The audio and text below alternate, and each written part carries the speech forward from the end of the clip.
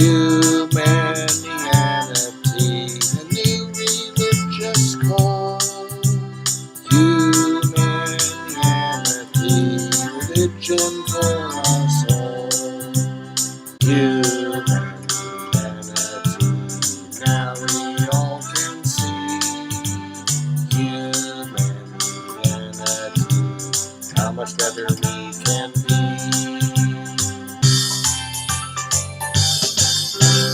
Hi, I'm Bill Van Fleet, and this is Humanianity Conversation number 13, recorded on March 14th, 2019.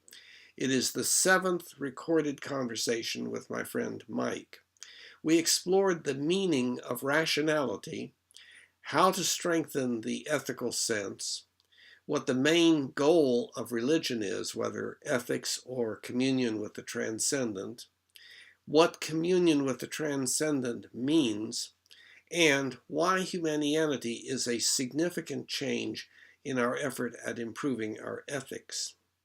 So have you thought about what we might be talking about this evening? Yeah, I think last time we were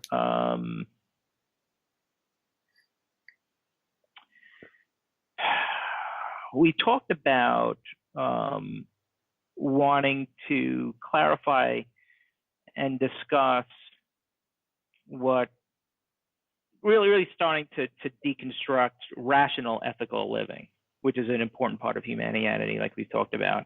And we were going to start with the idea of rational and what that means, and what I guess for me, what the opposite of that is. And, if that gets into any kind of account of, for lack of a better word, human nature and what most people do and how most people are. Because I know I really latched on to that topic during our last talk, really because I think it's something that, if I'm understanding rationality correctly, and we're talking using the same definition, I think it's something that I and a lot of people struggle with, where rationally I know the best set of behaviors and actions that will improve my joy, contentment, and appreciation, my JCA. But I very often don't take those actions. That instead I do something else, which could be, I guess, defined as irrational. So, and I think and what it suggests. Go back. We got interference, poor connection or something, and I missed your last sentence. I said, when I think about humanity and what it, and some of the things, especially in the first three books, that it, I don't know, for lack of a word, it doesn't. It talks about doing.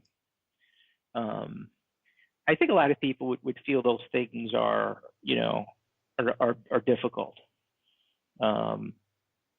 even though they're clearly the rational way to increase JCA. So when we're talking about rationality in humanity, what does that mean? What did you mean by that? Okay. What I'm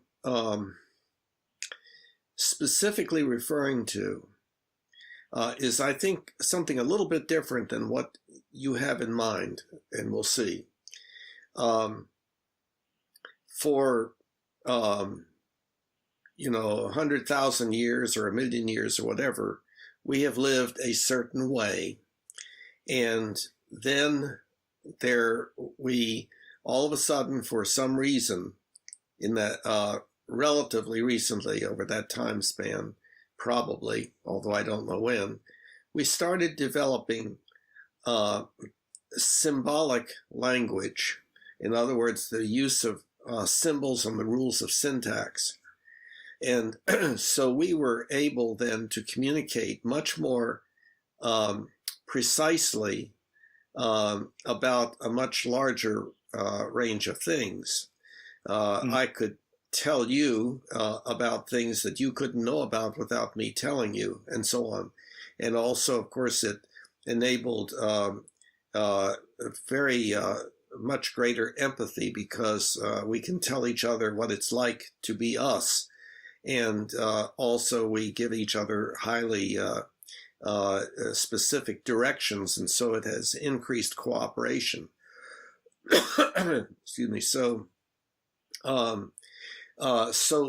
that's symbolic language. Okay. Then 2,000 or 3,000 years ago, we came up with the idea of logic. And what that had to do with is that we can put our beliefs, and we might want to review what we mean by beliefs, into words, into sentences. And we can actually designate a sentence as a belief by saying, I believe that. I believe that it will rain tomorrow. I believe that the sun does not circle the earth. I believe, and so forth. So when we were able to put them in sentences, that made it possible to develop internally consistent sets of propositions or sentences of that sort. So if A is true and B is true, then C has to be true according to the rules of logic. And we don't have to go into that, but essentially then starting from certain axioms or whatever is accepted as given, then various things can be, quote, deduced from that.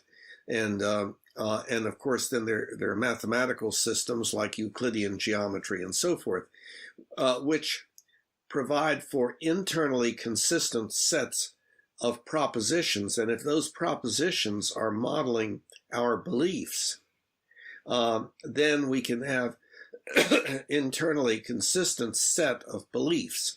And we can kind of figure out that, well, if I believe this, then I can't believe that, and stuff like that. That has nothing to do with the accuracy of the belief. In other words, we can have a highly internally consistent set of inaccurate beliefs, but they all adhere together. So that would be meeting the standards of the rules of logic. But then, in addition, we came up with the rules of evidence, and that is how we can determine that the accuracy of this belief about reality, about what exists, and so forth, is likely to be so. In other words, it's the ultimate of that is our scientific methods, with our statistical approaches and our experimental design and stuff like that. And so with that, we have become able to do amazingly wonderful and terrible things. Okay, so that's rationality. Okay. Wait. Okay.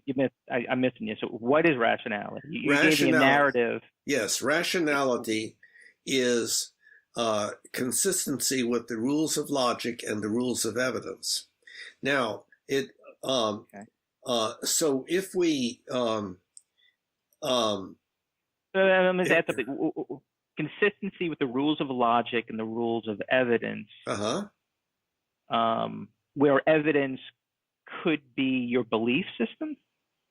No. The rules. But you said internally consistent. So you could have an internally consistent set of beliefs that conform to the rules of logic, but not of evidence, is what you're saying. So therefore, it wouldn't be rational. Yes, that would sort of be correct in the terminology that I'm using. It's a little bit more complicated than that.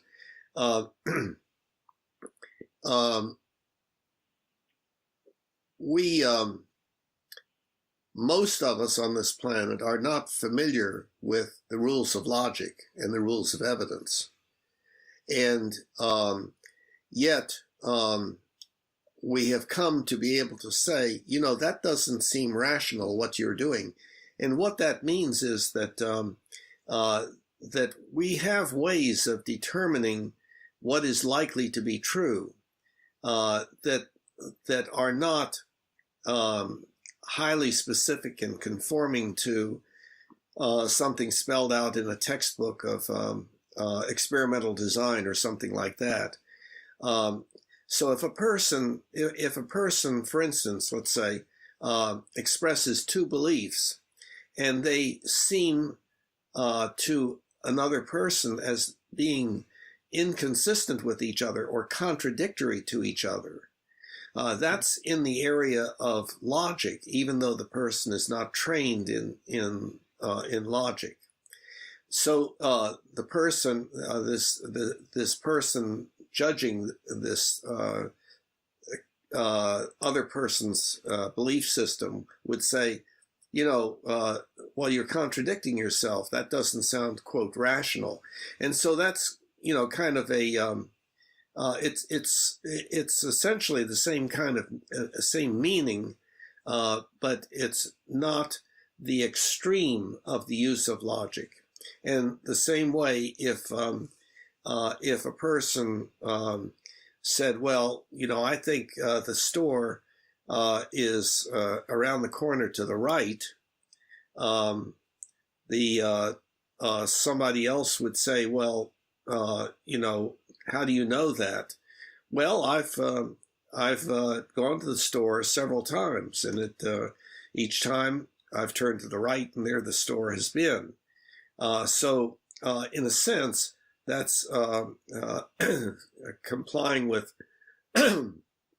sort of a very basic rule of evidence. In other words, if something happens the same way over and over, the more times it happens over and over, the more likely it is that that's the way it is, that's a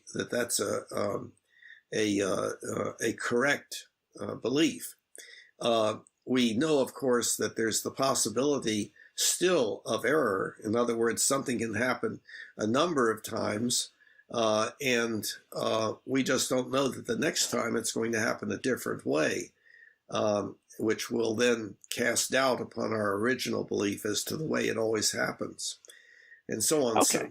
So I think your definition of rationality, or in other words, maybe of being reasonable, it's kind of similar to the scenario I talked about, where in fact, in both the logic and the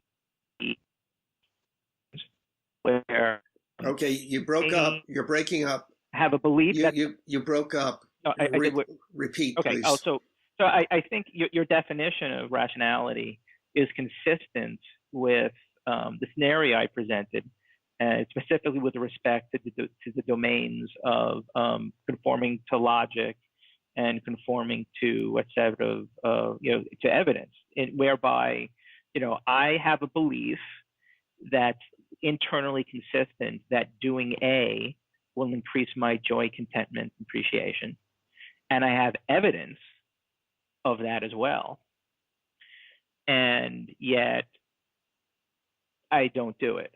And I think that is something that's consistent for almost everybody on the planet that I've ever known.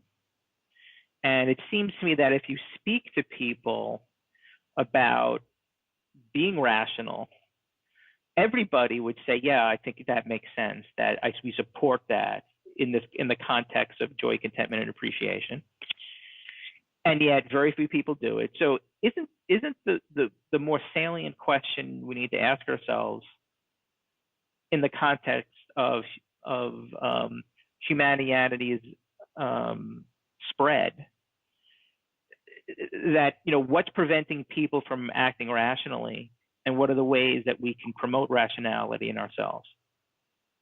Okay. You know what I mean? Yes. My first thought about this is we're really not talking about the issue of rationality. Uh, um, the fact that our behavior does not appear, quote, rational, would lead us to believe that something is happening, but the question is, what is that that's happening? And so, and this goes back to actually book one and the first few chapters that tries to really outline our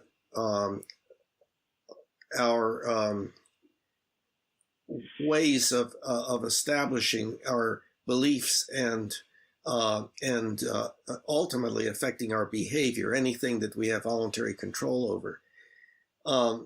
So the model that it uses is that we have certain motivational states, and those motivational states can be expressed in sentences. I want to da da da da da. So I want joy in my life would be an expression. I want a good meal tonight. I want to feel a little better. I want to meet this person. I want to find out as much as I can about astronomy. I want, and so forth. So in other words, it's what we want to do. And that motivational state of wanting to do such and such has varying degrees of strength to it. So I really want to eat, but in order to do so, I would have to do something that I don't think is a good idea. So therefore, I will refrain from eating. Now, I'll get more specific about that. So our beliefs are channeled. Now, I don't mean that. Our motivational states are channeled through our beliefs. Simple example, I want to go to the store.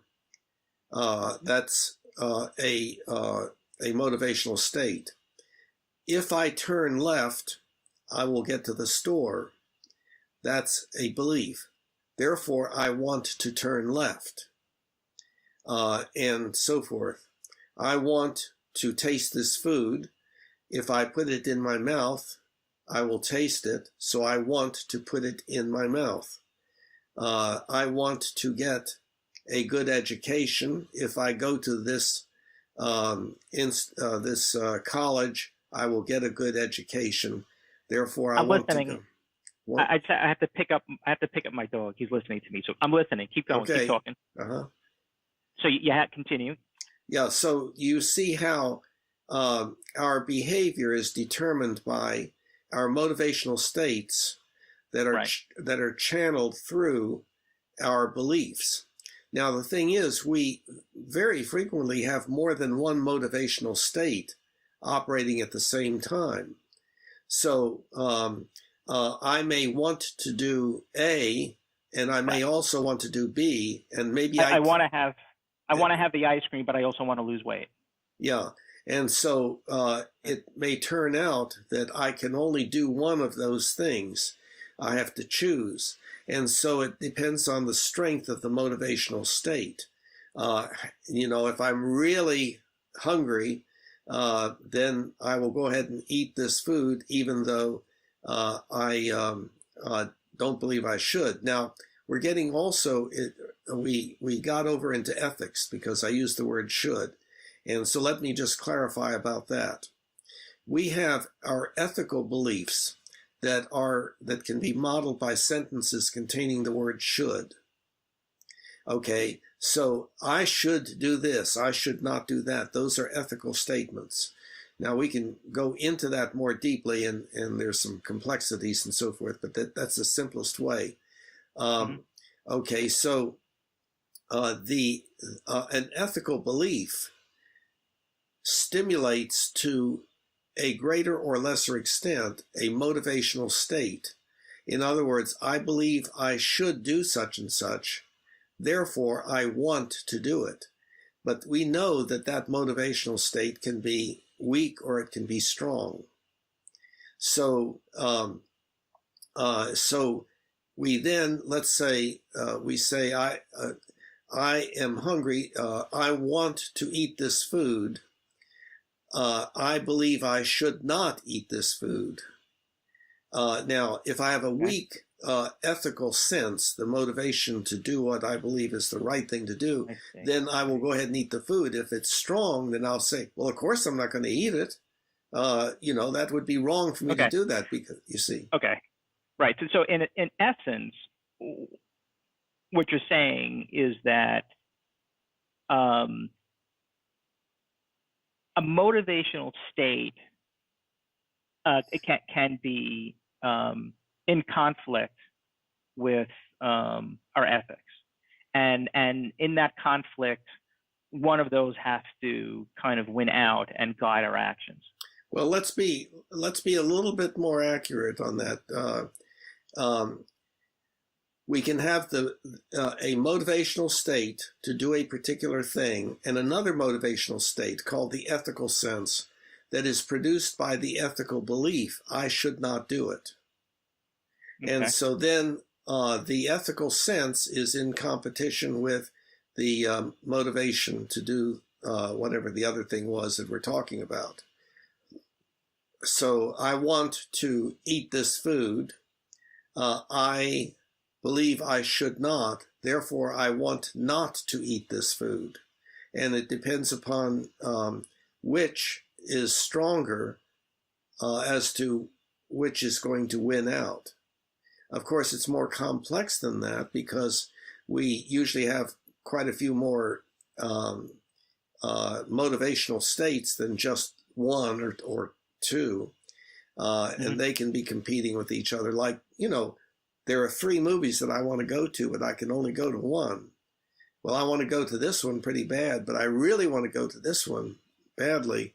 But right. this one, example. Yeah. Right. And so you have the motivational states of that nature, with one set of motivational states being the ethical sense produced by our ethical beliefs about what we should and should not do. And so it's simply a matter of what the strongest motivational states are as to what behavior will occur.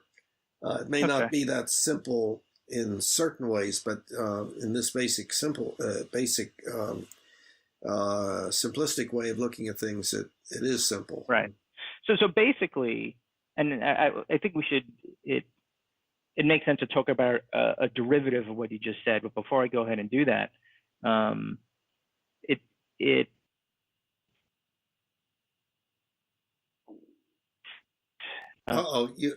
you've frozen. Being reasonable. Wait. I think it froze, and I think you may have said stuff and I not heard it. Oh yeah, it says poor connection. Switch to audio only. Yeah, don't do that. Like I'm having some internet. Yeah, no, definitely not. I'm back now. Okay. Just repeat what you said. So it seems like, yeah. So, and I acknowledge that I got about 4 hours of sleep last night, so my mind is working a little slowly today. Man. Yeah. So it seems like when it comes to being reasonable or acting rationally, by these standards and definitions, it doesn't necessarily mean you're pursuing JCA. You could be acting in a rational manner according to this and causing yourself pain. Is that true? Well, yeah, you may be motivated to cause pain, suffering, disability, and or early death. You could be motivated to do those things. We often are. Remember that the but is that reasonable? Is it rational? Well, remember that the Humanian ultimate ethical principle is an ethical principle, and so we know that we have motivations. I mean, when a person is angry at somebody else, they have a motivation to make that person suffer. Now, Right. they may have an ethical belief Okay. that I should not make people suffer, even if I have anger toward them. Okay. Right. And in fact, that was just an interesting side point. I think this concept of this talking about the derivative um, of what you were just talking about, which if let me clarify what I meant by that, since we went on a little bit of a tangent. So um, I heard you, and I do agree with you that to put it like to summarize Mm-hmm.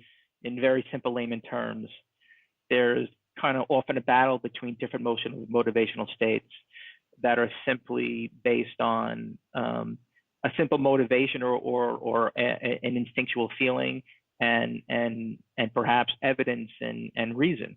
And the way we behave is who wins that battle, who wins that that battle, for lack of a better word.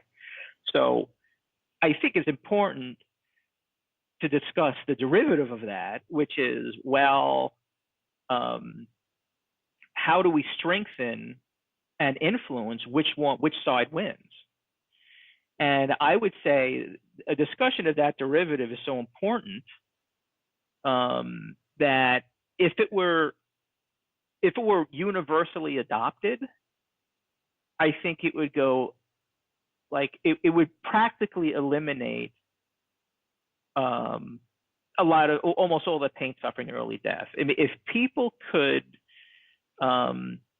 choose or in some way develop some kind of learning theory to be able to influence which motivational state is going to win, and I would assume they would reinforce the one based on reason and rationality, I think the world would be a very different place.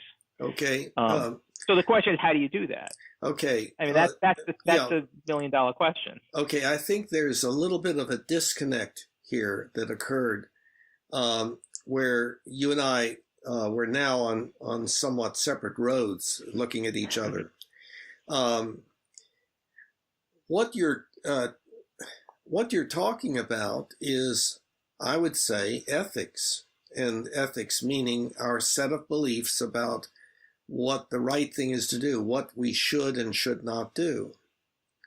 No, I think I'm making an assumption, Okay. and perhaps I shouldn't, but for the sake of this discussion, Okay. I propose maybe that our next discussion should be about ethics.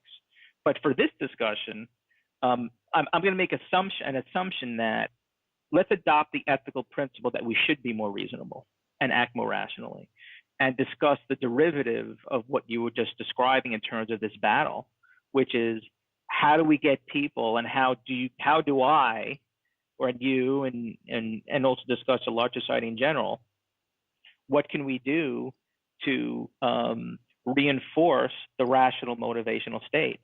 Does that involve weakening? No, wait. See, right there, I think we deviated. I would say to strengthen the ethical sense, but also to have a rational set of ethical beliefs. Why are we? I don't think that's. I think making the case that it is. Well, I guess, what do you mean by strengthening an ethical sense? What do you mean by strengthening? Okay. We know, and this is an oversimplification or overgeneralization, but I think it'll make sense. We know that there are some people that say, you ask them, do you think that what you're doing is wrong? And they'll say, oh yeah, I know it's wrong. And you say, well, does that bother you? And the person will say, well, no, we all do a little bit wrong. You have to live a little. You can't just live by shoulds. Now, another person, you could ask the same question. And the person would say, well, yeah, it bothers me a lot. I can hardly bring myself to do it. And another person would say, well, of course I'm not going to do it because I believe it's wrong. If I believe it's wrong, I'm certainly not going to do it. Now, that's a stronger ethical sense. Now, the question is, what increases the strength of the ethical sense? I'm still not following you, Bill. I'm sorry. Okay. So okay. let me give you a scenario to try to narrative to we could examine, maybe help clarify. Okay. So I agree with what you just said. I think a lot of people would say, yeah, I know smoking is wrong, shouldn't do it, blah, blah, blah, blah. But I think there's a large number of people that would also say, smoking is not wrong, you only live once, and the important thing is to be hedonistic and enjoy as much as possible while you're here. So in that scenario, that would be an ethical belief. I should enjoy myself, and right. It's exactly my point. So making an ethical choice does not necessarily mean one that will promote joy, JCA. Yeah, exactly. Right. Well, and that goes. There are different kinds of ethics. If you are reared in the culture of the mafia, then you're going to have a different ethical set of beliefs, a different set of ethical beliefs than you would be if you were raised in a religious culture that was not violent and so forth. And some religions have more violence in them than others, like, that you're supposed to engage in honor killing and stuff like that. So our cultures are different all over the world. And we get programmed by our cultures. Of course, the culture is that set, it's the behaviors that are engaged in by that set of people around whom we're surrounded. So when we are tiny, that culture is the culture of the family. When we start going to preschool or school or something like that, the culture becomes larger. And of course, the family culture is conditioned by the larger culture. And so we're embedded in layers of culture. What's not? I understand that. No, I understand where you're going with this. Oh. I'm not getting why you're couching this as just simply a choice, an ethical choice. Maybe I'm not understanding what you mean by choice. I guess to clarify my position,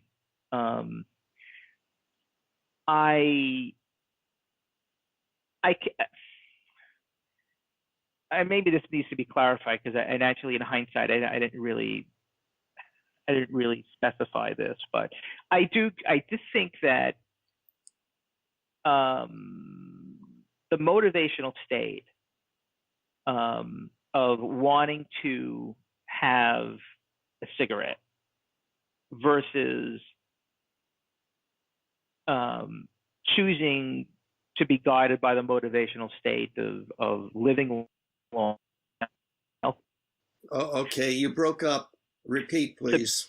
Experience of that you broke up. Repeat, please. Okay. I think the motivational, I think the motivational, the experience of the motivational state to have that cigarette does not feel like a choice. And maybe that's where this nuance is. And the way you're couching it, you're kind of framing this as it is a choice. And yes, of course, like technically it's a choice, of course. What is? The choice whether or not to have a cigarette. Okay. But it doesn't it doesn't subjectively, it doesn't feel, the experience of that is not like there's a choice. It's that. Well, you're not choosing to have the wish to have the cigarette. You're not choosing to have that wish. That's coming to you by virtue of your past experience with cigarettes, and so forth. Has to do with brain state of some sort. Well, exactly. So I think to couch the battle that's going on between one motivational state and a motivational state that's driven by an ethical principle for more joy, contentment, and appreciation, to couch that as a choice, even though it is, in certain contexts, doesn't resonate with me because it doesn't feel like a choice for most people. Somebody who's addicted to food, choosing the rational motivational state of losing weight, it doesn't feel like, it's just not, I don't think it's understood by many people as a choice. It seems an oversimplification of what people are experiencing.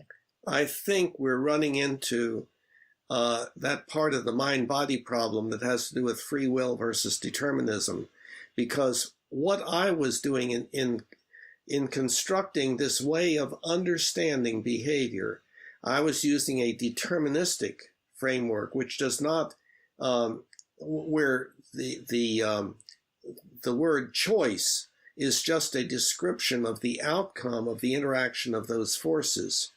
Okay. See, so if you then go to the free will sort of thing, then this scenario, this way of conceptualizing how our behavior is determined, becomes non-relevant. Well, But that doesn't sound exactly right. Yeah, not non-relevant, but I can understand where you're going with it. But certainly, if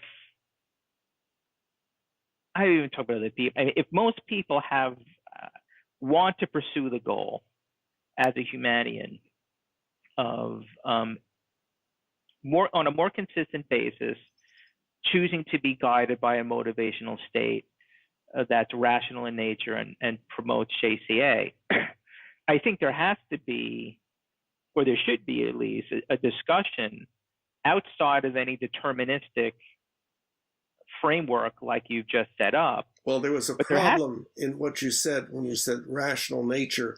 That was moving away from the model that we have been talking about, or that I've been proposing, that's in book 1, which is just a way of understanding why we do what we do. It's a way of conceptualizing it, and that way of conceptualizing it is it doesn't put in the idea of something operating independently of that called choice.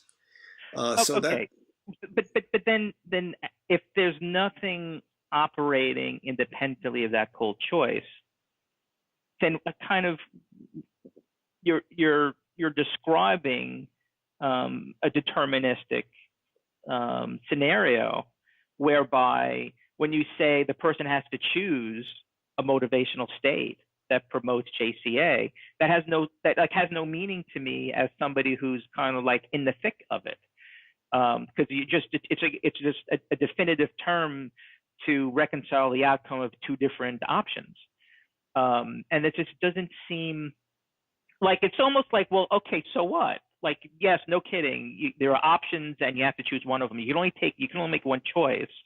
But in the context of trying to get people to promote JCA in their lives, I mean, how does that help me? How does this framework you set up kind of help me as the person if it doesn't provide a framework for discussing and examining how I can make the JCA choice more often? You know what I mean? Like, how does it help? What we're dealing with is this very problematic thing, the free will versus determinism. If we want to understand why we do things and what makes us tick, we have to use a deterministic model.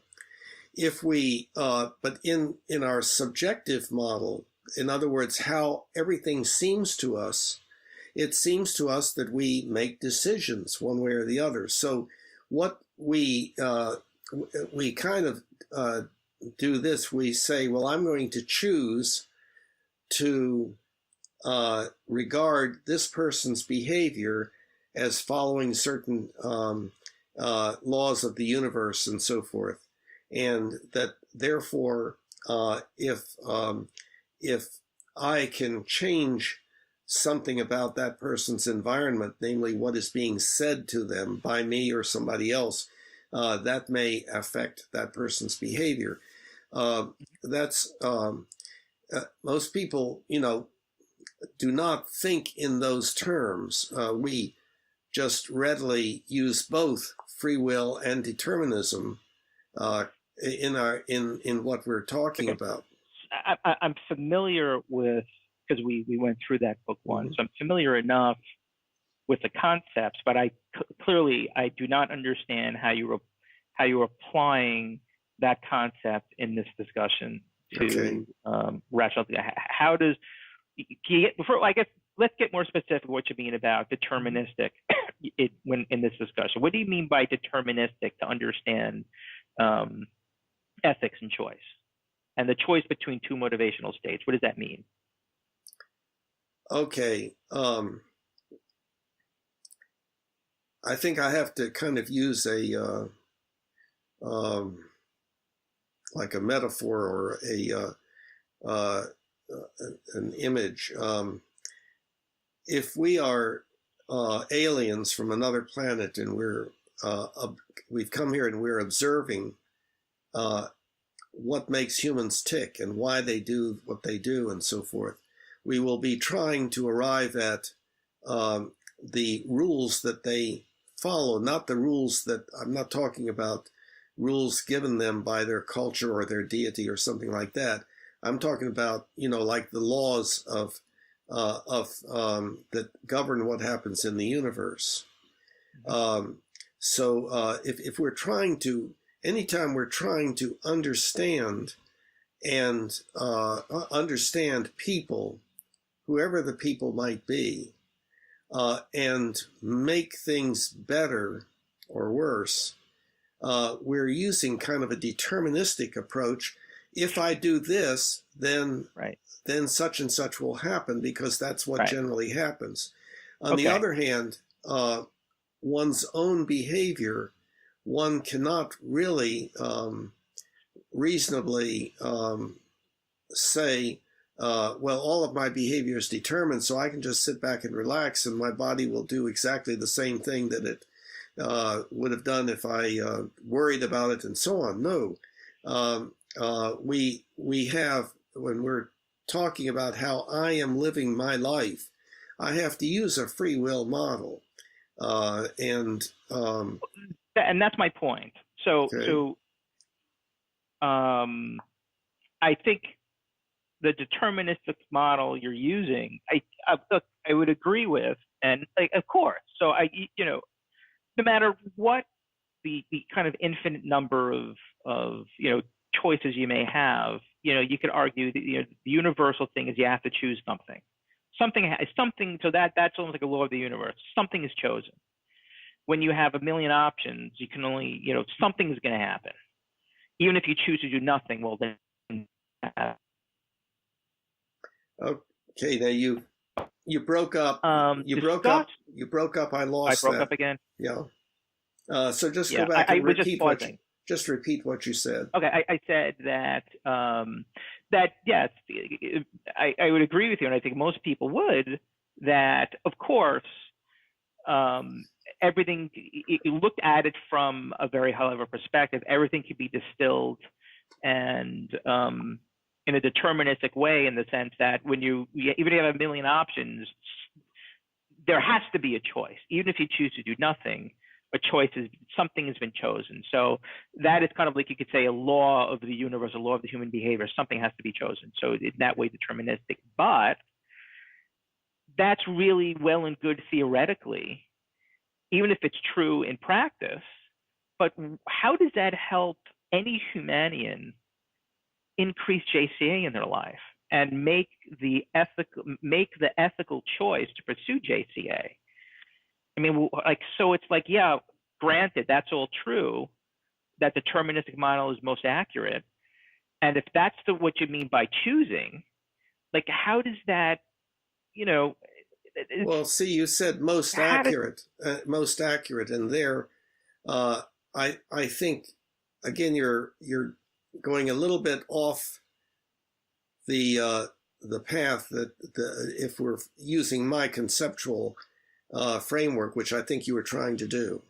Well, okay, well, even if it's not it's maybe not most accurate. It's one way of looking at it. What I mean by most accurate is it seems to be the way you're choosing to model and understand ethics. And that model that you're using, I don't understand how that helps like me or other people listening to this in practice. To tell our audience and tell me, well, basically deterministically, you have to make a choice. You know, everybody's going to say kind of like, of course, no kidding. We know that. That's not the problem. The problem is I'm not making the right choice. Yeah, but how do I make the right choice? But that wouldn't be my answer. So let's try to answer your question that I think I'm asking. I think you're asking. I think in general you're asking, well, how can a person become a better person and do more that is consistent with their ultimate ethical principle? And perhaps for you and me, that ultimate ethical principle would be the Humanian ultimate ethical principle.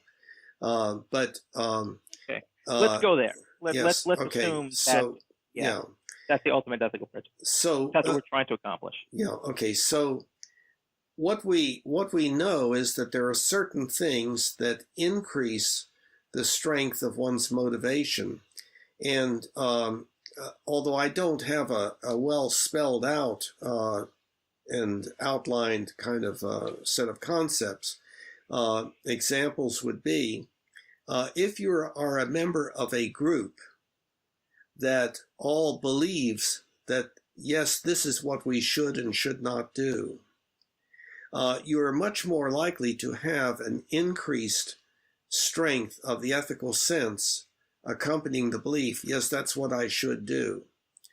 If you're just solitary by yourself, you can say, well, I really should exercise, but I don't feel too much like it. But if you are in an exercise group and you report back to the group what your success has been with regard to your exercise and so forth, you're more likely to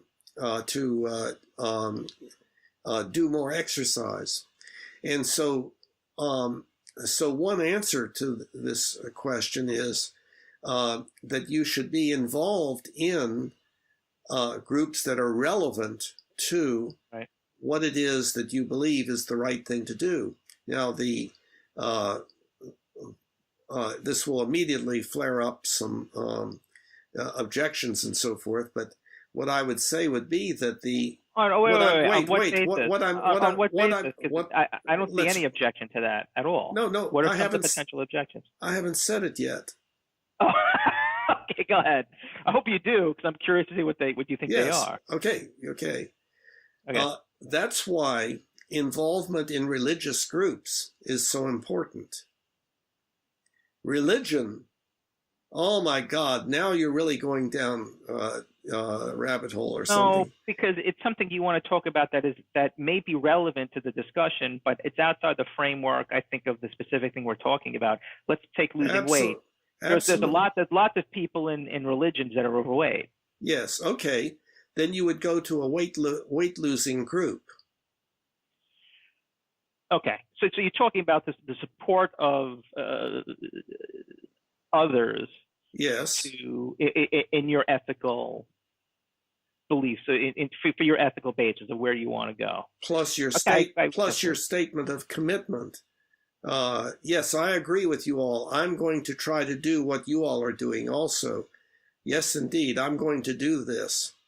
And so that's going to increase the motivation to do it. Okay, I would totally agree. Now, the reason that I talked about religion is because religion has to do with our basic ethical philosophy about how to be a good person and so forth. And certainly there are things that do not have to do with religion, like being in a ballroom dance group, and where everybody is learning to do some particular figure or something, and you were feeling the necessity to try to keep up with what others are doing and do a good job of it, and so on. Well, that's not a religious group, but that's a very specific area. But when we talk about general kinds of things, about more general ethical statements about what we should or should not do, then the place for that has always been the religions. I think we should definitely talk about religions, but let's finish the discussion about the ways to influence which motivational state we choose. You said pursuing in groups that adhere to the motivational state we want to choose is one way. What are some of the others that you know of, or that has worked for you?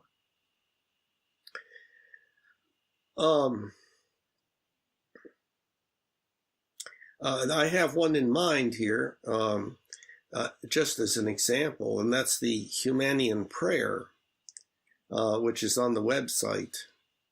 And that's a solitary, that can be done with others, but it's something that one can engage in like once a day or whatever it might be.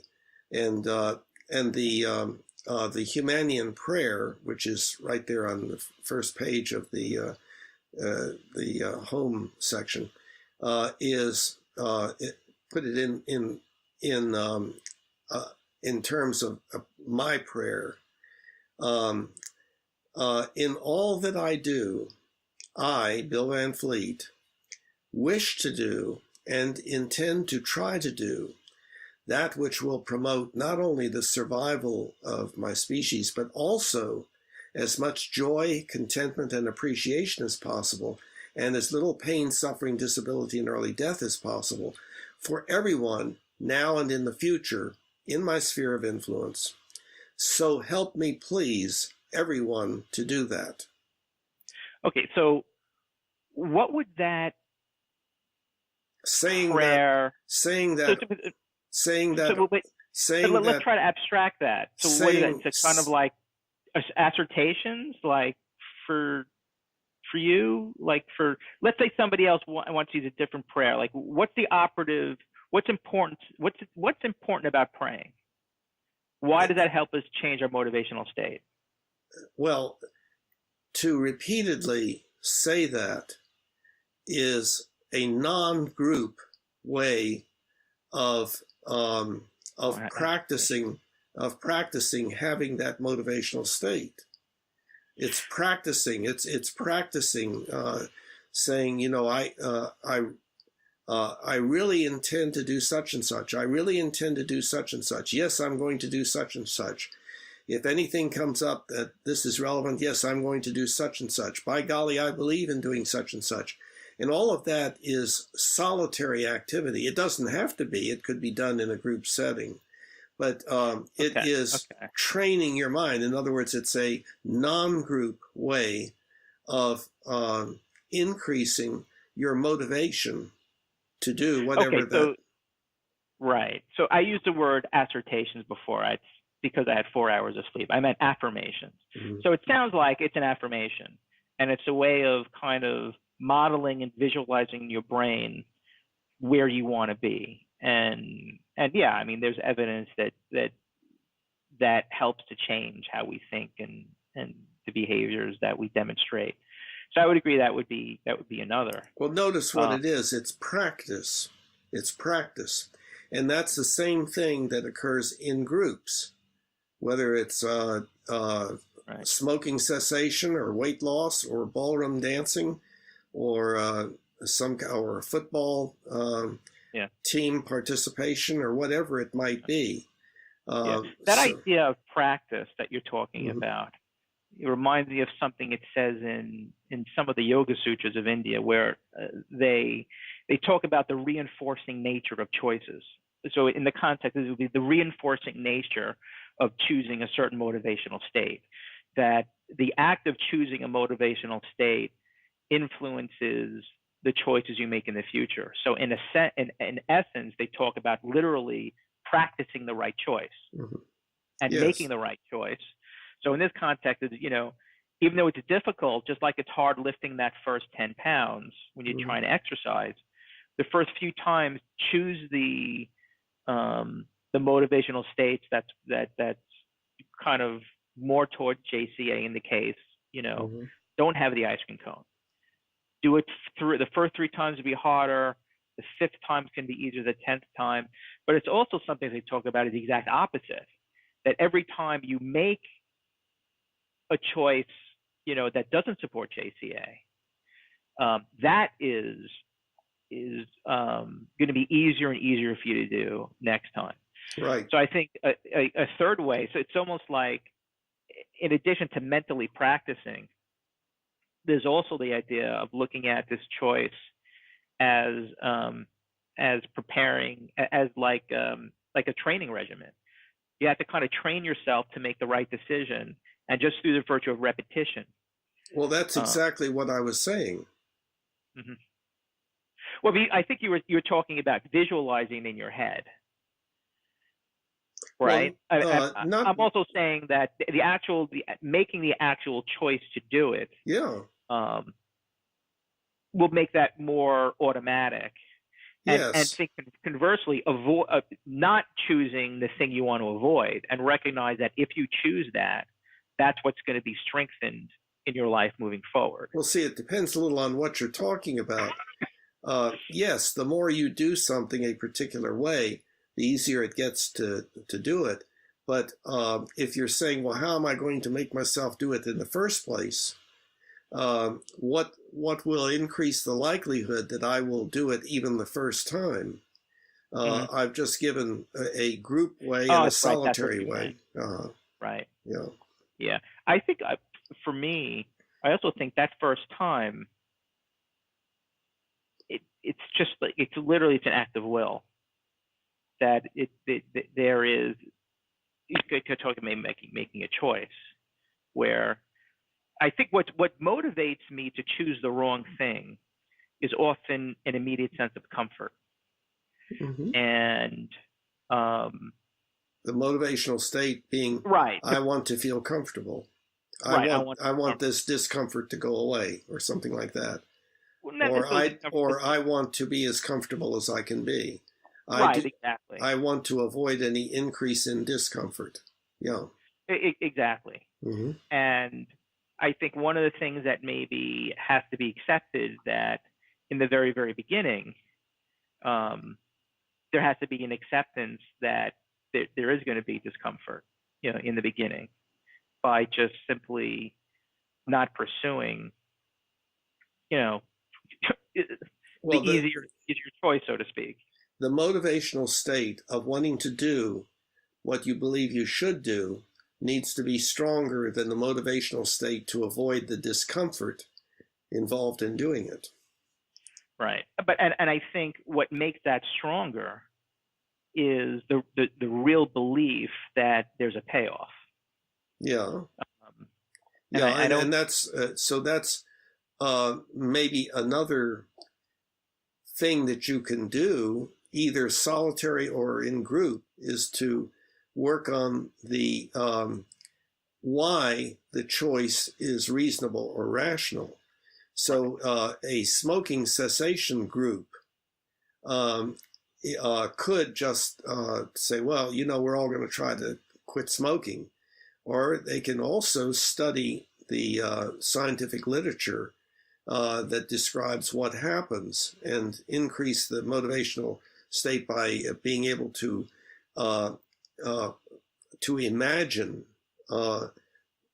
what will happen in the future if one continues doing that, and then there's the motivational state to avoid that happening in the future, and so on. So yeah, and I definitely think that That's certainly true. I know that every time I start reading about somebody around my age or close to my age, dropping dead of a heart attack, I definitely, it kind of becomes real again, and it definitely increases my motivation. Yeah. It's about it. Yeah.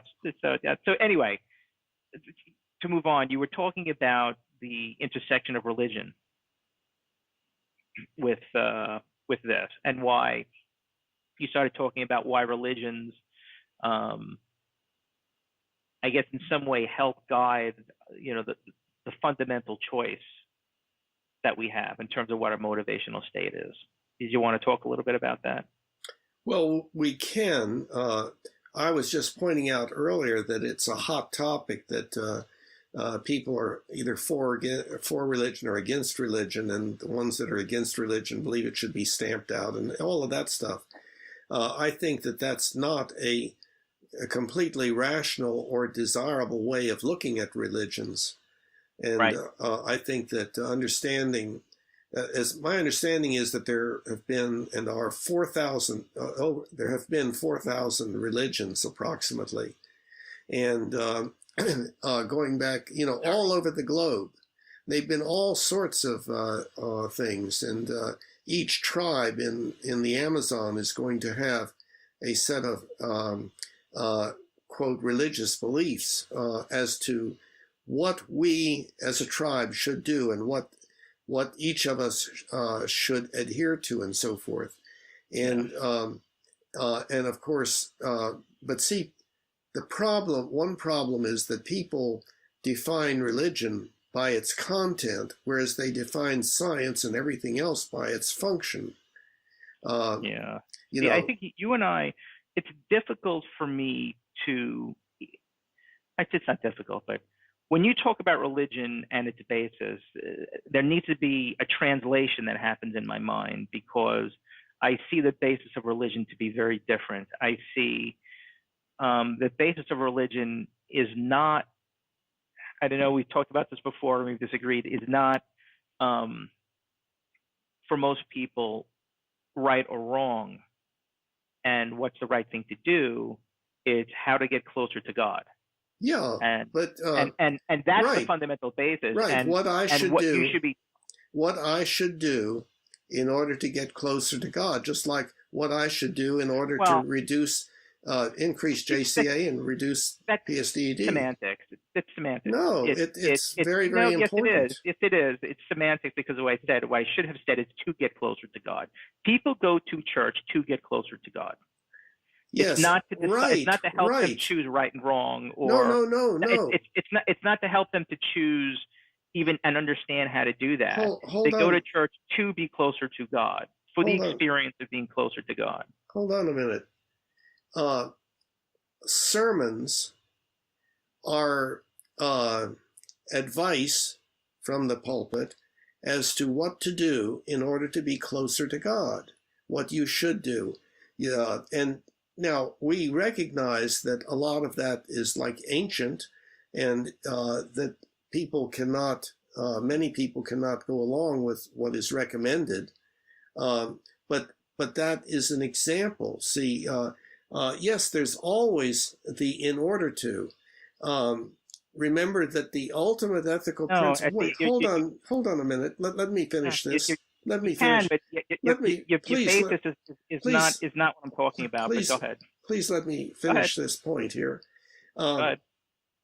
The ultimate ethical principle, the Humanian ultimate ethical principle, is just a preference.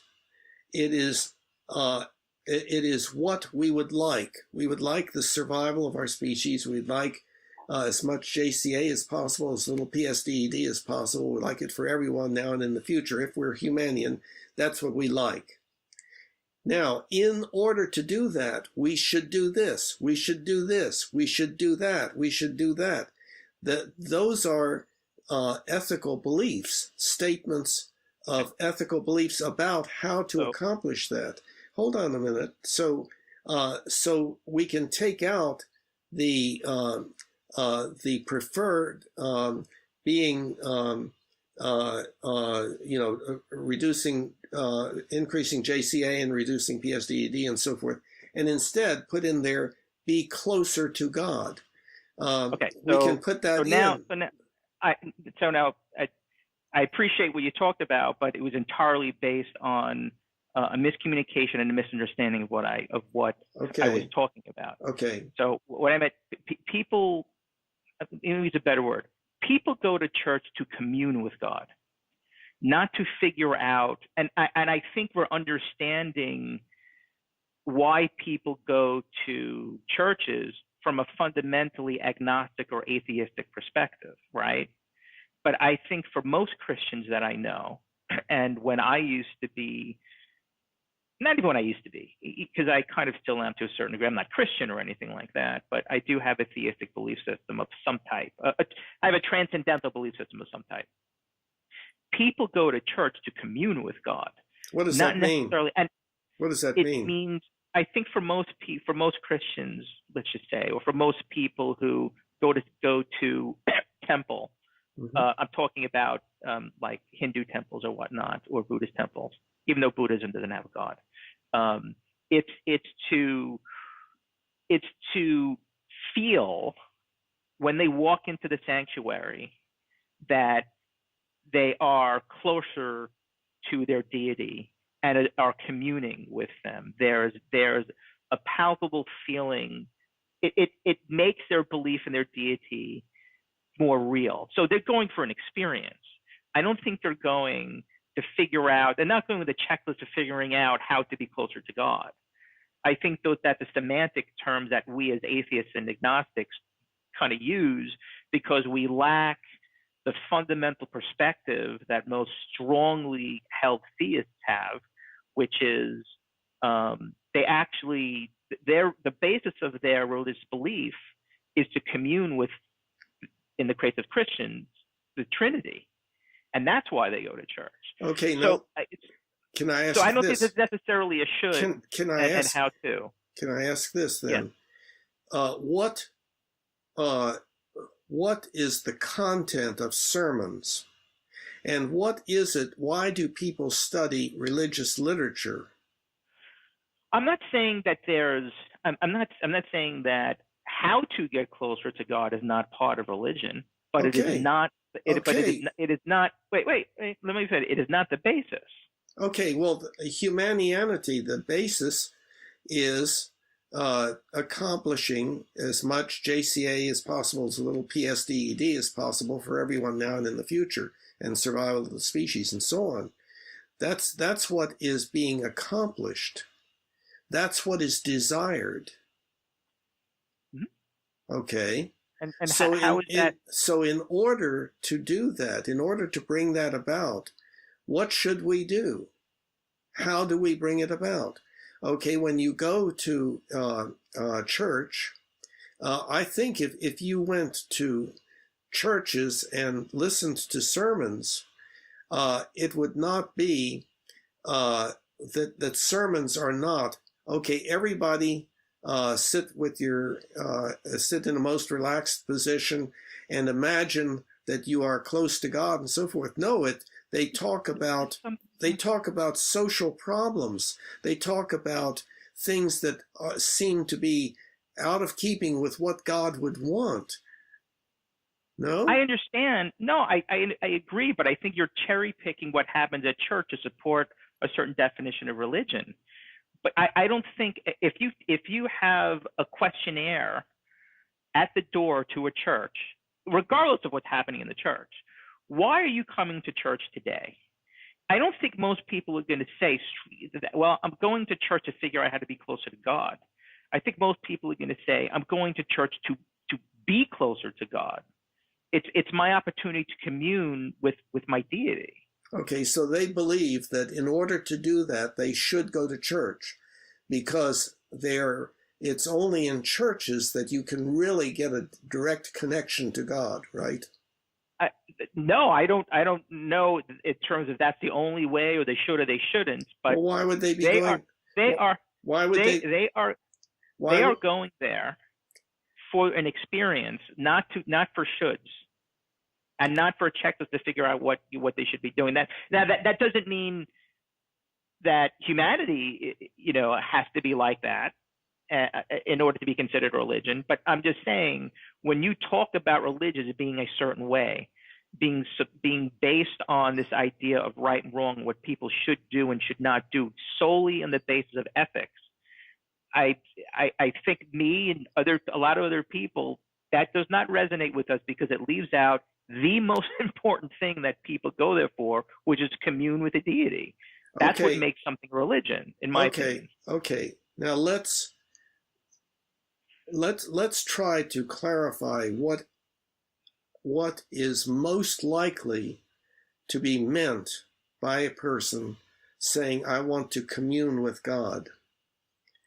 I would imagine it would be something like, I want to know and feel that God is approving of me, that God considers me to be a good person.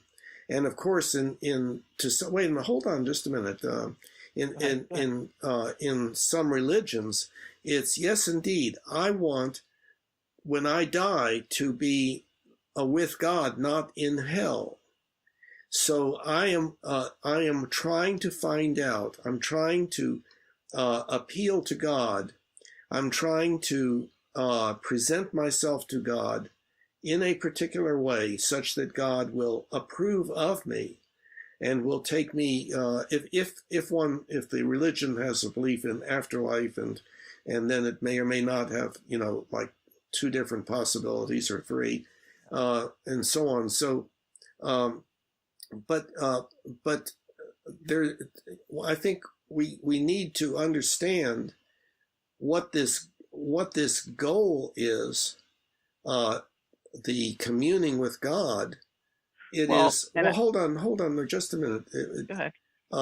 What this communing with God is, it is not. I want to get up in God's face and make him angry at me. It is, I want to be loved by God. I want to be approved of by God. I don't want to be disapproved of by God. I think that's part of it. Yes. I think it's part of it. And I think what we're running into here is a certain cognitive bias that I forget its name, but it's a tendency to understand everything from our own point of view. And you definitely have a tendency, as do I, to be, I forgot not necessarily deterministic, reductionist in nature. And I think we have a tendency to understand things non-emotionally and reasonably. And I don't think, just knowing the Christians that I know, the real Christians, I do not think that they think that way. And my mother and my aunt certainly doesn't. And so, how do they think? You can certainly, they don't think, it's what they feel. So when their behaviors and their motivations to go to church could certainly be translated into our perspectives of reductionistic and kind of logical, reasonable reasons. But those reasons won't resonate with them at all. Like, they would say, yeah, that's part of it. That's part of it. But they would, I really believe, especially knowing my mom, she goes to church. You're breaking up. And you broke up. Go to church. You broke up. You broke up. You broke up. I know. I'm going back. I'm going back to what I said. I'm going back. So my aunt and uncle, even though they would say, yes, I agree, that's the part of the reasons why I go. But I think that they would say the real reason why I go to church is, I feel closer to God when I'm there. I know Jesus more. I feel Jesus more. So I think when we're talking about religions, this is something I mentioned to Chris at the Christianity Nova Social meetup. I said to him, I said, how could you're an atheist and you're describing what Christianity is? It's just like, you can't help but run into that cognitive bias that frames everything from your perspective.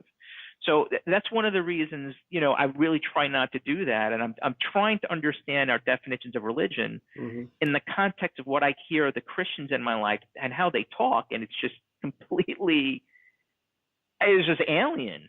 I never hear them talk about that or talk like that, even though it could be understood that way. Okay, let me ask you this.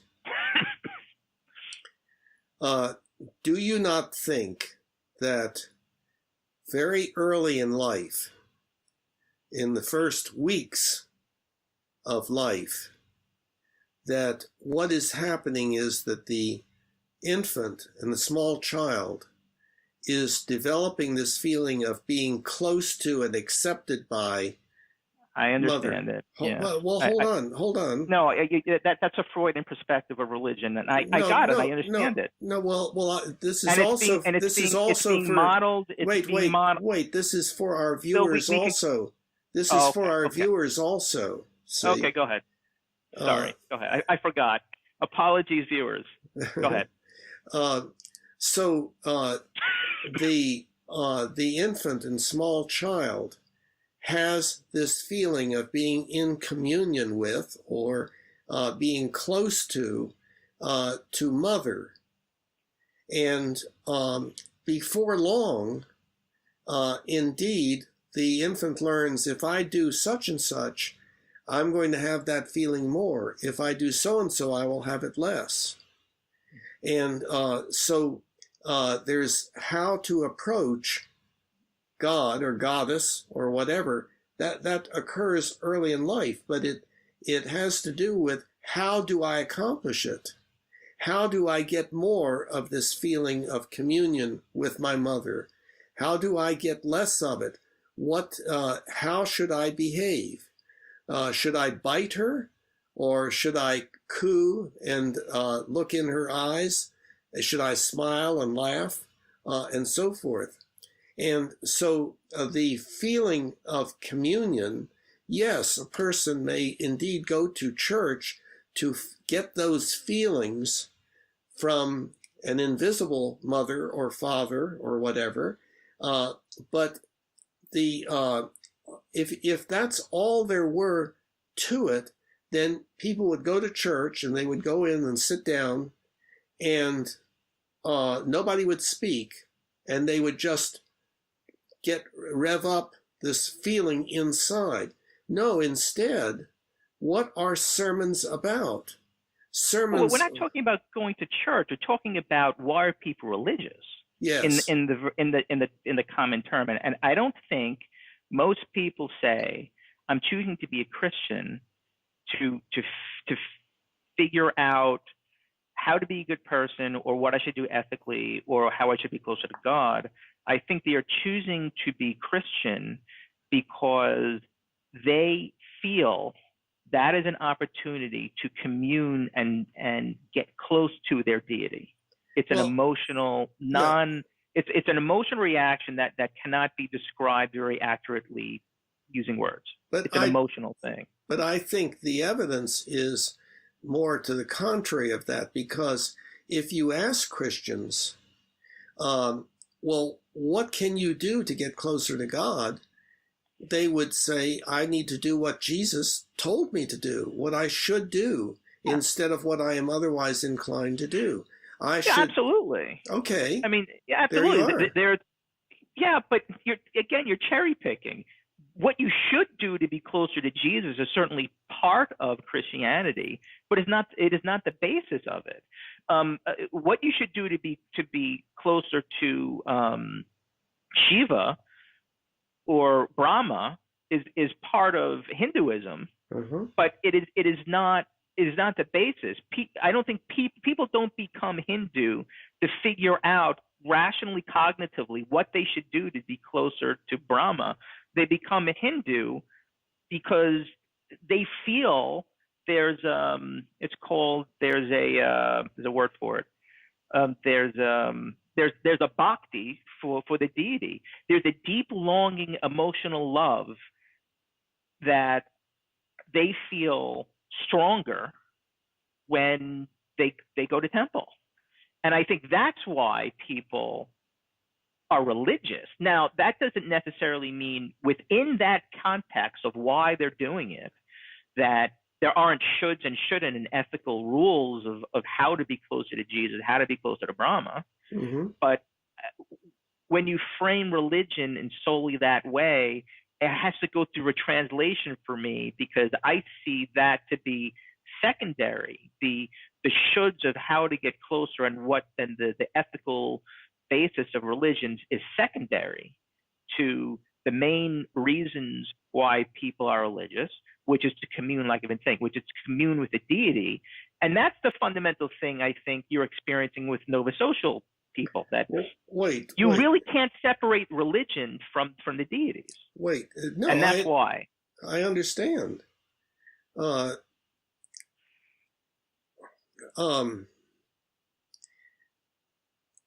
People go to church because they think that this is what I should do in order to have that communal experience with God. But I think for most people, if you ask them, look, do you think you will be closest to God if you do just one thing, and that means go to church, and you don't have to pay attention to what the sermon is about or anything. You just go to church, and if you're inside that building, then you're going to be closer to God, and that's all that's really necessary.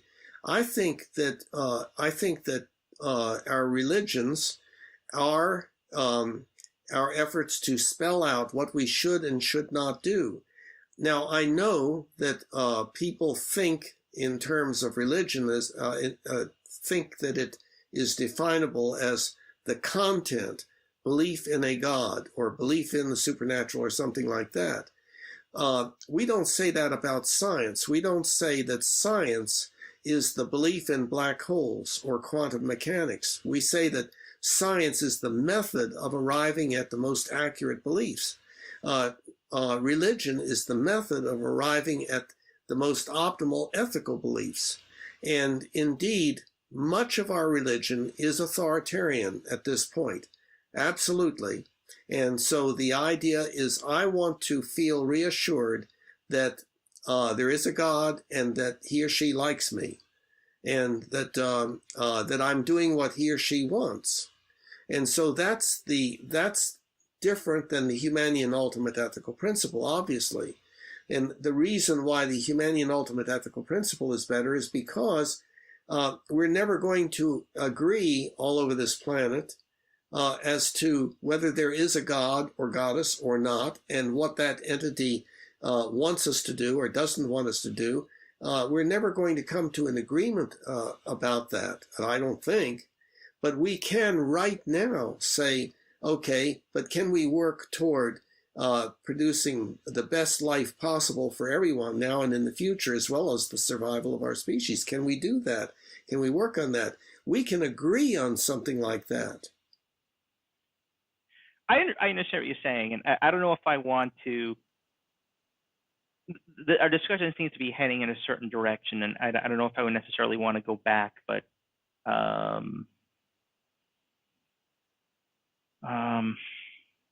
right, let's see where it goes. I just want to go back for a minute. I'm feeling like you use the word should in the same deterministic way you use the word choice. And it allows you to frame everything. Oh, you broke up. Say it. You broke up. Say it again. Damn it. I said that I feel like you're using the word should in a deterministic way, in the same way you use the word choice. And what it allows you to do is to frame absolutely everything in the context of ethics,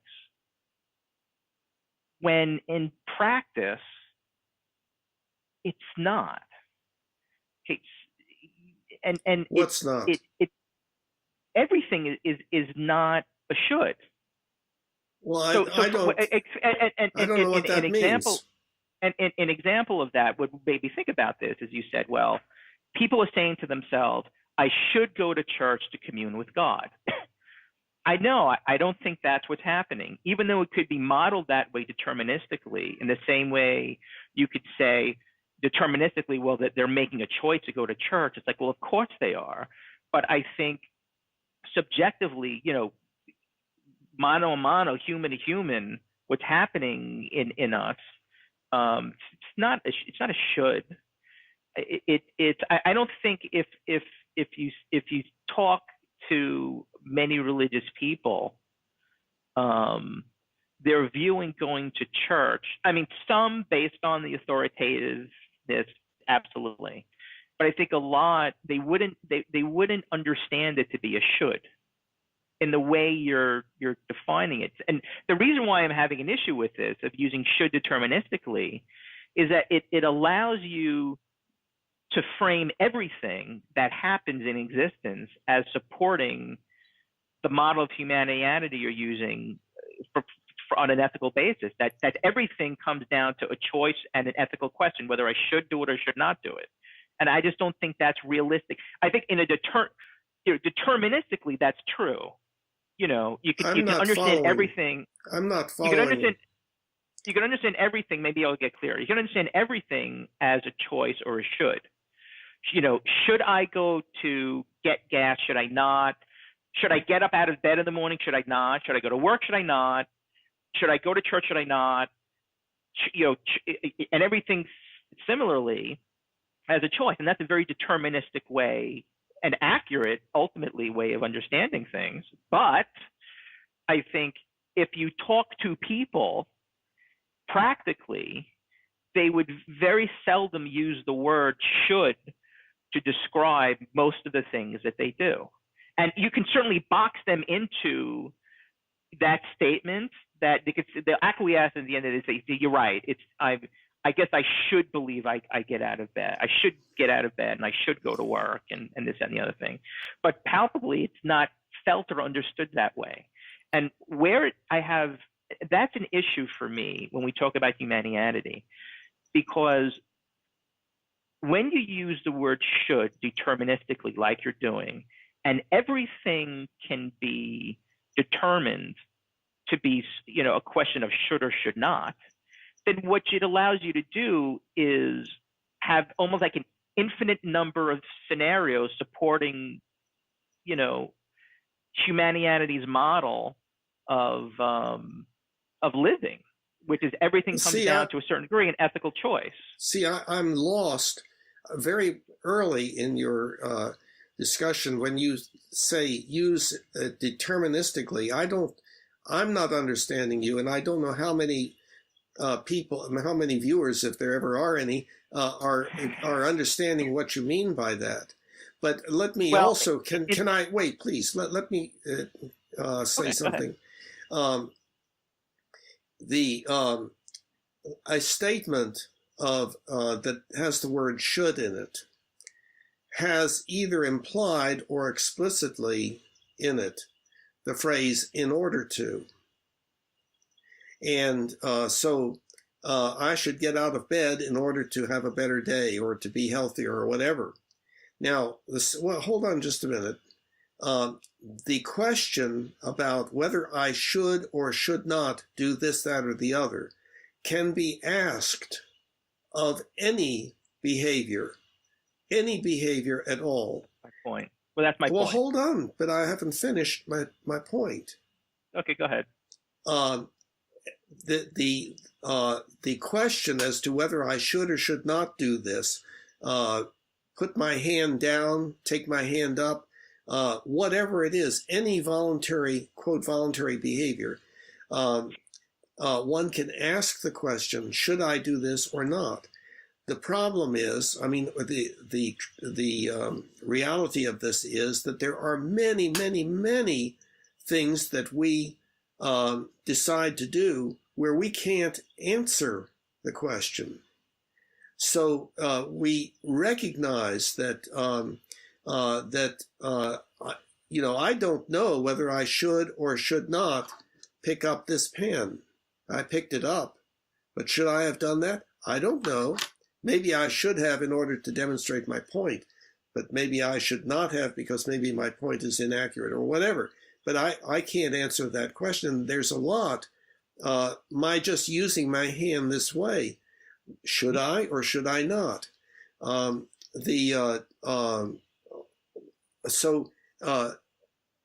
that doesn't mean that there are not questions that are important and have answers to them. Should I kill this person or not? Usually, you can say whether you believe that you should or should not. Well, why should you or should you not? Well, you would appeal to a higher level ethical rule of conduct or principle or something like that. And but ultimately, these shoulds get to a preference.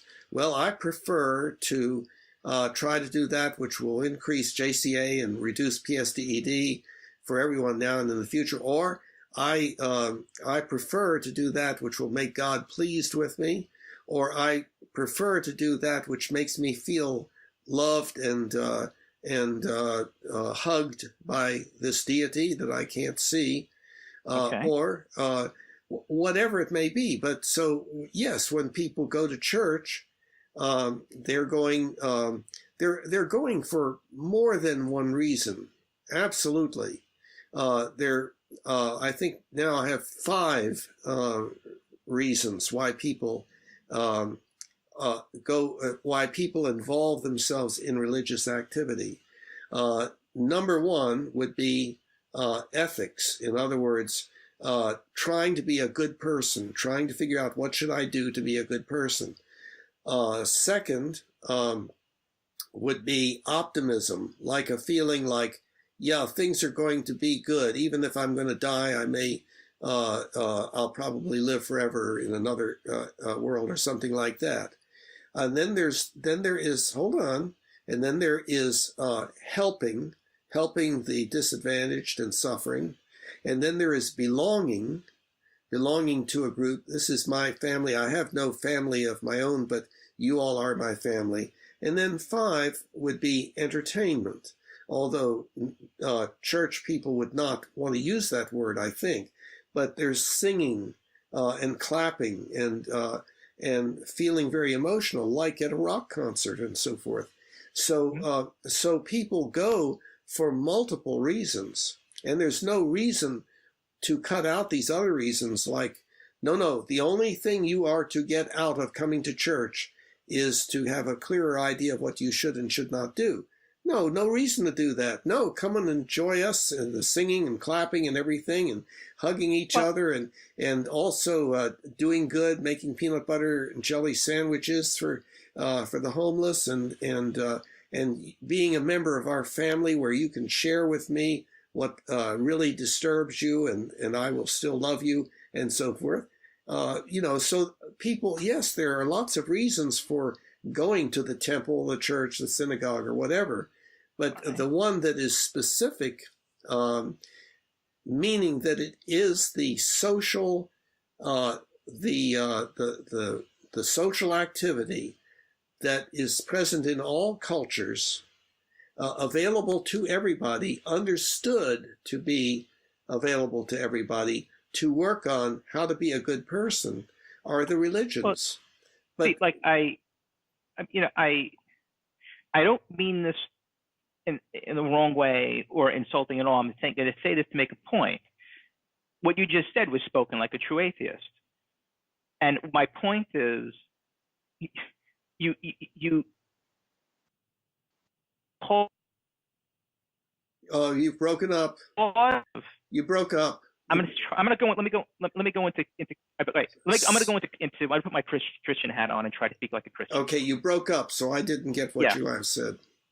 It still says poor connection. Let me see. Hold on. Can you see me now? Oh, I see you. Yeah, but what happens is it freezes, and I don't hear anything, or just hear little staccato things. Okay. It's okay now. It's okay now. Okay. So what I was going to say is, the way you described religion was very, very clinical, very reasonable, and exactly what I would expect from an atheist, because it omitted almost everything transcendental. Because, and understandably, I don't know if even transcendental has any real meaning for you, given how I know you. So where that becomes a problem in trying to describe the motivational state of Christians is that for Christians, the transcendental is palpably real. And when you have two people with such a radical, different, fundamental, subjective understanding of reality, then it's just to try to say what the other person is experiencing and why they're doing something is bound to be very inaccurate. So I would say that one of the things, I would number your things differently. I would agree everything you said is there, except you're missing one, that commune with the transcendence. And that is actually number one. That's the number one reason. And then it's probably secondary, right versus wrong, and then social interaction, and then entertainment, and going down your list. But so to a certain degree, I think us talking about Christianity and religions, it's like it's almost like a non sequitur, for lack of a better word. It's just meaningless. Okay, now we have such a different perspective. Can I respond? I sure. think I understand what you're saying, and I don't have a high degree of certainty in what I'm saying in this area. I'm still, thinking about these things and so on. And just as a side thing, this is Humanianity Conversation number 13. Well, number 12 was with Mark Brooks, who has had spiritual experiences since 2003, many of them, and has studied all sorts of books and has written a book, and the third edition is going to be coming out soon, Christianity from a Spiritual Perspective, and so forth. And he has done a lot of stuff. He even tried out exorcism and was successful. I don't know what that involved, and so on. So I know that what you're talking about this transcendental thing. In other words, when he came to the philosophy discussion group, he said what he was starting out with as an assumption is that we are eternal beings, that we don't cease to exist, and so forth. And he has had lots of experience with spirits and so forth. And so given that we humans can have these experiences, which sometimes make us feel good and sometimes make us feel bad, and the spirits can be evil, or we can feel like we're pursued by the devil or by malignant forces and so forth. But ideally, we should feel like, yes, we are one with the universe. We are one with an existence that goes beyond what our sciences talk about in terms of quarks and gluons and things of that sort. Okay.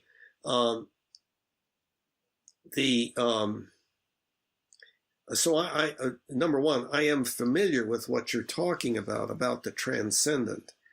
One problem with it is that we cannot come to agreement. Everybody in the world cannot come to agreement as to what the nature is of those things. Bingo. And that's what I was going to say. In other words, we can accomplish certain things by hypnosis and by self-hypnosis and so on. So those are on the list of possible explanations, including that indeed there are spirits and there is a transcendent unity of consciousness that appears in each of us individually and so forth. Right. So the question is, well, how does one, if that is valuable experience to one, what should one do in order to accomplish it? See, if that's that transcendent experience, or the experience of communing with spirits, or the whatever it Yeah. is, or oneness with the universe and so on. What should one do in order to accomplish that? Yeah, And that's not even what I meant by that, but continue. This is important. Continue. okay. Now, I would say that if we take a look at all the religions, the 4,000 religions, and maybe it doesn't apply to all 4,000, but that they arise as organizations and activities designed to have within the tribe. Sorry, Bill. Hold on 1 second. Sure. All right, go ahead. What were you going to say? Okay. Can you repeat? Yes. If we take a look at all 4,000 religions in the various tribes in the Amazon and in past history and Christianity and Judaism and the Eastern religions and so forth, it appears to be a way of socially organizing and helping us to behave appropriately in our particular tribe or subculture or culture. And indeed, the belief is, and indeed the belief is there very frequently that, yes, if I do these things, if I do what the Buddha said, or if I do what Jesus said, then I will accomplish my goal. I will be loved by God, or I will be able to enter a higher realm of being. I will avoid reincarnation, or something that I have to do certain things. Those are the things I should do in order to accomplish this stated goal. But that those religions of so many different varieties and having so much difference among them in the 4,000, I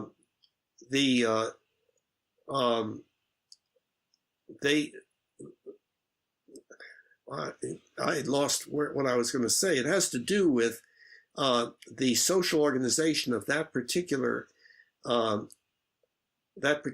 culture or subculture that the individual is in, where there is an organized activity, an organized social activity. But if you just stick with like Christian churches, I again say that it is not an issue of people going into church and everything is silent and nobody says anything to anybody. Nobody gives any sermon.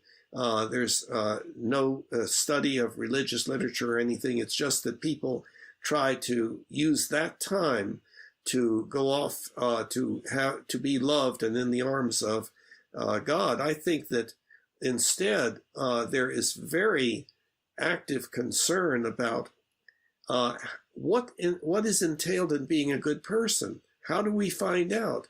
Well, it gives us the rules in our literature. It tells us what Jesus said we should do, and so forth. And so the element there of being a good person is a very important part of the religion. I don't think. Oh, absolutely, yeah, Okay, it absolutely okay. is a critically important part, and where I think we differ Okay. is that I don't necessarily think you out. You broke up those again. six. You broke up again. Say it again. Am I back? Yes. I'm back? Okay. Yes. So what I'm defining as those 6 characteristics of religion, where number 1 is that community, is that commune with deity. I think you can remove all the bottom 5 except that one, and it still can be a religion. I think if you remove, and I think this is where I would think the Nova Scotia people are coming from, but if you remove that commune with deity piece, that transcendent piece, then that is the only piece that's integrally required to be considered a religion. Okay. So I think that's where we fundamentally differ. Why would you have to go to church in order to accomplish that? I said be religious, not necessarily go to church. Ah, We're talking about religious okay. Well, now, or so whatever that's it is. okay. So that's a little bit of a change in definition, maybe, of religion. Uh, my point is that I'm talking about the social activities, the social entities that occur in all your different cultures that are called religion. The social entities, they generally have meeting places, and it's a social activity. It's Yes, not it's not but going it's not yeah, going I agree. into it's not going But in, it's not going into a cave to have I a certain understand. experience. But you use that social activity um, to describe kind of like a singular reason for that activity, which is ethics is what I should and should not do. And what I'm saying is those institutions were not founded, created, or developed organically, if need be, on just throughout human evolution to help people identify right from wrong, good from bad, even though that's part of it. See, They manifested because of other reasons, in yeah, my opinion. but I think that that's not really taking a good look at what happens in those religious organizations. There are people who are atheistic that attend uh, churches and synagogues and so forth because they're going there to be a part of social organization and to be a good person and to participate well in Right. why do you disagree with that? I don't disagree with it. I'm Oh, disagreeing. I'm disagreeing with the state. Absolutely, there are atheists that go to church. That they are few and far in between and not representative of the main sample. So to say that to kind of use that as an example is kind of cherry picking the audience and the main membership type of religions. well, That's not the typical membership. okay. The yes, no, I agree that um, that atheists are a minority, quite a minority in most of the religions. Um, Maybe not Buddhism, but and it would vary. Like Reformed Judaism, I'm not sure how many uh, people there are theistic. I don't know, but again, if we take the perspective of the way things are now, today, and yesterday and tomorrow, as Mhm. opposed to looking at the history of our species for the past 100,000 years and imagining where we're going, then what I'm saying is that that our religions are important in our ethical development away from authoritarian ethics like obedience to the most powerful, where we can't agree on who is most powerful, to this agreed upon thing. Let's make for a good life for everyone. Yeah, I think if you're willing to put boundaries, and maybe you had all along and didn't recognize it, on the role of religion, that a role of religion in our society is to a role, not the role, a role is to help people identify right from wrong, and that's part of the fabric of our society. Yeah, I definitely agree with that. Well, I That's part agree. of it. Yeah, I agree that people go to religious activities by religious organizations, usually in buildings designated for that, but not necessarily, sometimes a gymnasium and so forth, that people go there for more than one reason. And I listed the 5 reasons. Right, and Uh, I would add a sixth, but I would say now this kind of begs the question. I think we need to consider Chris's perspective, which is, well, okay, is religion or religious institutions the best place to do that? ethical examination of right and wrong. Like, why not replace them? Yes. Okay. And Now and, let, and I let think me that's the position of atheists. let me address that. Indeed, things have changed since we have developed the ability to Skype and to use the media to see what's happening on the other side of the planet and so forth. And our megachurches use technology and everything. But if we go back in time, it wasn't that easy to get together, to work together with other people unless they got into the same place. Now, I agree. In the first place, I understand that ethics, that churches or synagogues or temples or whatever are not the only place that people work on ethics. They're working on that all the time in their relationships with other people. Gosh, let me tell you what happened, and you tell me what you think I should do. You know, people work on it, and they also go to bed at night thinking, how am I going to handle this situation? What should I do? But where there is a group of people where the function is to work on that, specifically, where that is the reason for that organization. That has always been the religions. Now, what is currently happening? I disagree. Wait, please. No, I can't let you wait because I don't agree with what you just said. Okay, but and the rest of your statements can be based on what you just said. I don't agree with. But please let me finish. I was about to say that these days there are ways in which people, because of the negative feelings toward, quote, religion, people do the same things, but don't call it religion. And Sunday Assembly was a good example of that, although there was some internal conflict about whether to call it religion or not, religion for atheists or something like that. Yes, and Nova Social is a religious organization that specifically is designated as not religious, you know, but it is a work on how to what we should and should not do to be good people and to live well on this planet and so on. If you adhere to your I guess ideology of religion, which they exist to or they were formed, or I forgot exactly what you said, but basically that, you know, they exist to help people decide what they should and should not do. Yeah, Nova Social is a religious organization, it's still a Sunday Assembly.